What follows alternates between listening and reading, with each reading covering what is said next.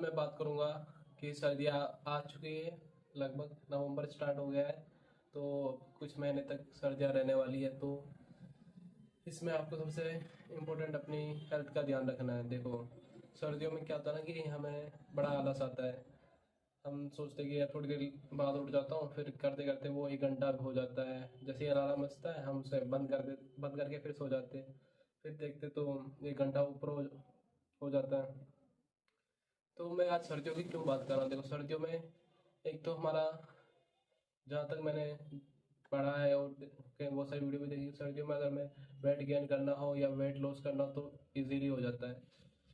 और इस सर्दियों में क्या होता है कि हमारी जो है ना, बॉडी ज़्यादा अच्छे से काम करती है।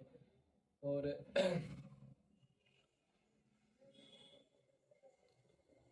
तो अगर आपके कुछ और क्या कहते हैं कि रियल लाइफ में कुछ गोल है तो आप उन पर फोकस कर सकते हो। तो सर्दियों के साथ साथ मैं हेल्थ की भी बात करना चाहूँगा कि देखो, आपकी सबसे इम्पोर्टेंट आपकी हेल्थ होनी चाहिए।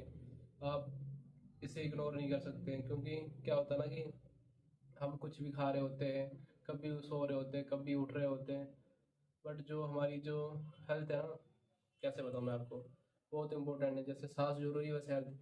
अगर आपको पढ़ाई करनी है, आपको यूट्यूबर बनना है, या आपको जॉब करनी है, या कहीं कुछ भी करना है, अब तो आप पहले ये बताओ, आप ठीक रहोगे तभी तो कुछ कर पाओगे। अगर आप ठीक ही नहीं हो, बीमार पड़े हो, चाहे वो मेंटली बीमार हो चाहे फिजिकली बीमार हो, तो आप कैसे कुछ कर पाओगे। तो आप अपनी हेल्थ के लिए इसको है ना, एक मंदिर समझो अपनी बॉडी को, कि मंदिर में कैसे हम नहा धोकर जाते हैं, ऐसे बिल्कुल साफ सुथरा रखते हैं, ऐसे पूजा करते हैं, ऐसे अपने शरीर की पूजा करो। पूजा मतलब इसको अच्छा अच्छा खाना खिलाओ, नो जंक फूड, टाइम से उठो टाइम से सो, और उसके बाद क्या कहते हैं, आप मेडिटेशन वगैरह एक्सरसाइज वगैरह करो।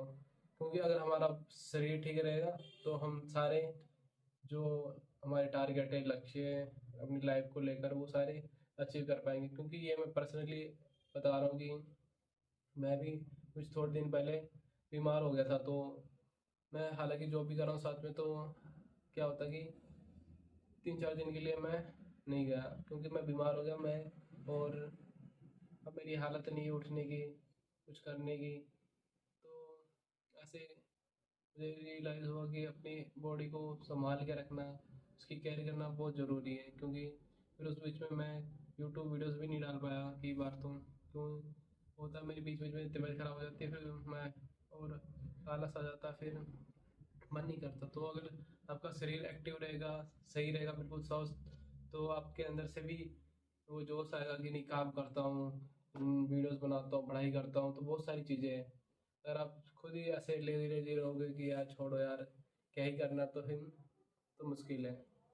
तो आज बस ये नॉर्मल रो टॉपिक था कि आप अपनी सर्दी आ गई है, अपनी हेल्थ का ध्यान रखें, और ज़्यादा से ज़्यादा नहीं, अच्छा खाना खाओ, वॉकिंग करो।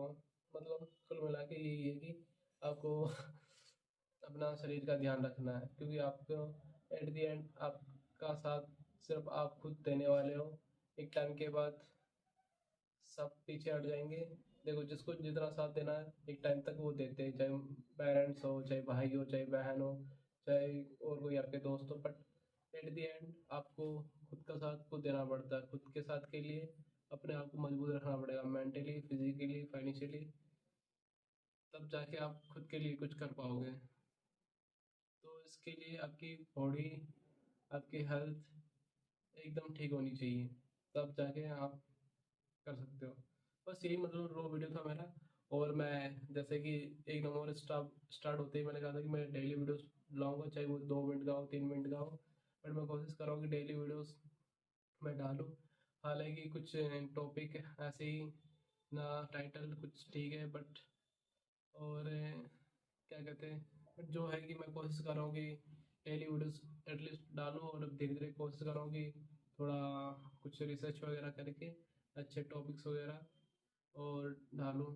और फिलहाल तो मुझे कुछ समझ में नहीं आ रहा, बट मैंने अपनी जर्नी स्टार्ट कर दी है, बाकी आगे देखते क्या होता है। Thank you.